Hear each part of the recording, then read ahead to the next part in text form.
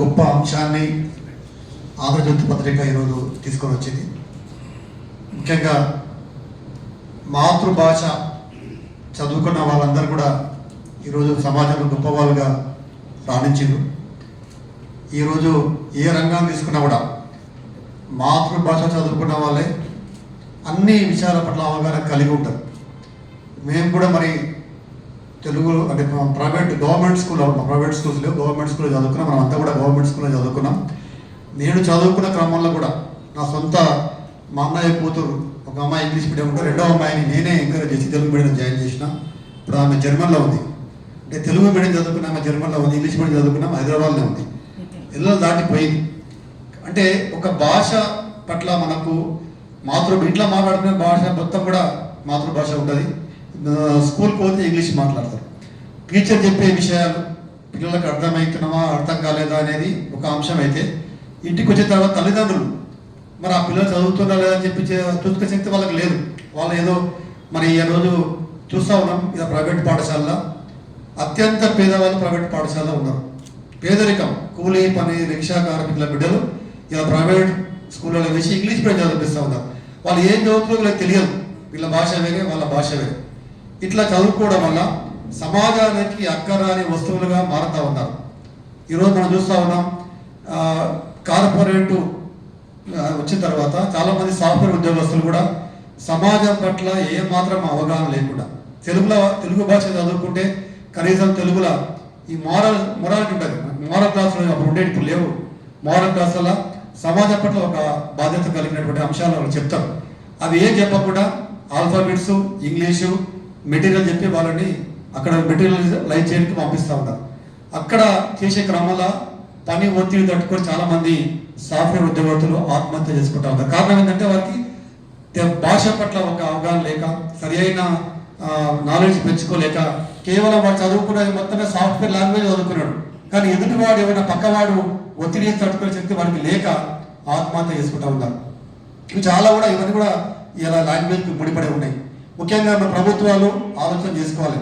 ఈరోజు ప్రభుత్వ పాఠశాలలు బలోపేతం కావాల్సిన అవసరం ఉన్నది. ప్రభుత్వ పాఠశాలలు బలోపేతం అయితే ఈరోజు తెలుగు భాష ప్రాముఖ్యత పెరిగే అవకాశం ఉంటుంది. ఇలా ఎక్కడ చూసినా కూడా ప్రభుత్వ పాఠశాల కూడా పిల్లలు ఇంగ్లీష్ మీడియం లేదు కాబట్టి మేము ప్రైవేట్ పాఠశాలకు పోవాలేము. ప్రభుత్వ పాఠశాలలో ఇలా డిగ్రీలు, బీఈడీలు, ఎంఈడీలు చదువుకున్న వాళ్ళంతా కూడా గొప్ప గొప్ప వాళ్ళు అక్కడ టీచర్లు ఉంటారు.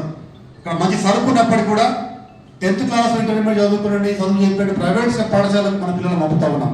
అక్కడ చదువు చెప్పే వాళ్ళు ఎంత మినిమం నాలెడ్జ్ ఉన్నది. 10th కానీ ఇంటర్మీడియట్ లేకపోతే వాళ్ళకి చిన్న సాలరీస్ ఇచ్చి ప్రైవేట్ పాఠశాల ఇంగ్లీష్ నేర్పిస్తూ ఉంటారు. వాళ్ళకి ఇంగ్లీష్ రాదు, వాళ్ళు మనకు ఇంగ్లీష్ నేర్పిస్తూ ఉన్నారు.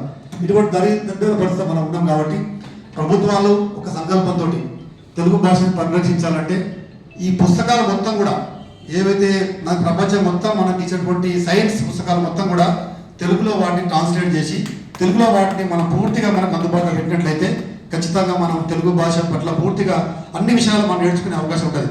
ఇలా చాలామంది హైయర్ ఎడ్యుకేషన్ పోయినప్పుడు ఐపీఎస్, ఐఏఎస్ కావాలనుకుంటే ఇంగ్లీష్ బుక్స్ చదవాలి. తెలుగులో ఆ బుక్స్ అవైలబుల్ లేవు కాబట్టి తెలుగులో ఆ బుక్స్ అవైలబుల్ ఉంటే ఖచ్చితంగా వాళ్ళు తెలుగే చదువుతారు. కానీ అటువంటి అవకాశం లేదు కాబట్టి డిగ్రీ కాగానే ఇంగ్లీష్ బుక్స్ రిఫరెన్స్ చేస్తున్నాం. మనకు తెలుగు డిగ్రీ తర్వాత మనకు తెలుగులో అటువంటి గొప్ప పుస్తకాలు మనకు లేవు.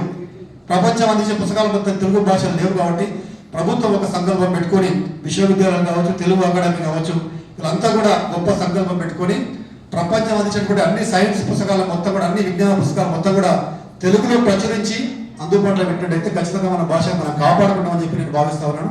ముఖ్యంగా మరి మన పక్కన పొరుగు రాష్ట్రం తమిళనాడు ఉంది. తమిళనాడు వారు తమ భాష ప్రేమించడం కాకుండా ఎదుటి భాష ద్వేషిస్తారు. హిందీని అక్కడ మాట్లాడరు. మనం పోయి మాట్లాడితే తమిళ్ మాట్లాడాలి, లేకపోతే ఇంగ్లీష్ మాట్లాడాలి. హిందీలో మాట్లాడితే వాడు ఆన్సర్ ఇయ్యారు, రిప్లై ఇయ్యారు. చాలాసార్లు మనం పోతాం మెడ్రాస్ చూస్తాం. అంత పరభాష దేశం లేనప్పటికీ కూడా తెలుగు భాష పట్ల పూర్తిగా మనం అంతా కూడా మక్కువ పెంచుకోవాల్సిన అవసరం ఉంటుంది. కాబట్టి దీని కొరకు ప్రభుత్వాలు ముఖ్యంగా నా అంటే మెయిన్ అభిప్రాయం ఏంటంటే ప్రభుత్వ పాఠశాలను బలోపేతం చేసి తెలుగులో పాఠశాల బోధించే ఉపాధ్యాయులకు అదనపు భత్యం ఇచ్చి వారిని ఎంకరేజ్ చేసి తెలుగు చదువుకుంటే మేము ఎక్కువ ఇంక్రిమెంట్స్ ఏమంటారు అడిషనల్ ఇంక్రిమెంట్స్ ఇచ్చినట్లయితే తెలుగు భాష నేర్చుకుని తెలుగు భాష ప్రాముఖ్యత పెంచే అవకాశం ఉంటుంది. కాబట్టి నేను ఖచ్చితంగా మరి నాకు గ్రంథాల బాధ్యత ఇచ్చింది, నేను కూడా గ్రంథాలు చదువుకొని తెలుగు పాఠశాల నుంచి చదువుకొని వచ్చాను కాబట్టి ఖచ్చితంగా తెలుగు పుస్తకాలు ఎన్ని అందుబాటులో ఉన్న పుస్తకాలు మొత్తం కూడా జిల్లా లైబ్రరీలో మొత్తం అన్ని మారుమూల ప్రాంతాలు కూడా చేర్చే విధంగా నేను ప్రయత్నం చేస్తానని చెప్పేసి, లైబ్రరీలో ఎటువంటి అవకాశం వచ్చినా కూడా స్టేట్ లైబ్రరీ కావచ్చు, ఇంకా వేరే ఏ సంస్థలో చూసినా కూడా బుక్స్ కూడా తెలుగు భాషలో బుక్స్ మొత్తం కూడా నేను అందజేయడానికి, ఈవెన్ పోటీ పరీక్షలు కూడా తెలుగు భాష పుస్తకాలు కూడా అవైలబుల్ ఖచ్చితంగా వాటిని కూడా సేకరించి అన్నింటినీ మీకు జిల్లాలో అందుబాటులో వచ్చి నా ప్రయత్నం చేస్తానని చెప్పేసి, భాషని కాపాడుకుందాం. మరి గొప్ప అంశాలు ఇటువంటి చర్చ లేకపోతే మనం భాషను మర్చిపోతాం. ఇటువంటి గొప్ప చర్చను తెరదీసి ఈరోజు సమాజానికి పంపించినటువంటి ఆంధ్రజ్యోతి వారికి మరొకసారి హృదయపూర్వక ధన్యవాదాలు చేస్తూ ముగిస్తాను. థ్యాంక్ యూ అన్నాడు.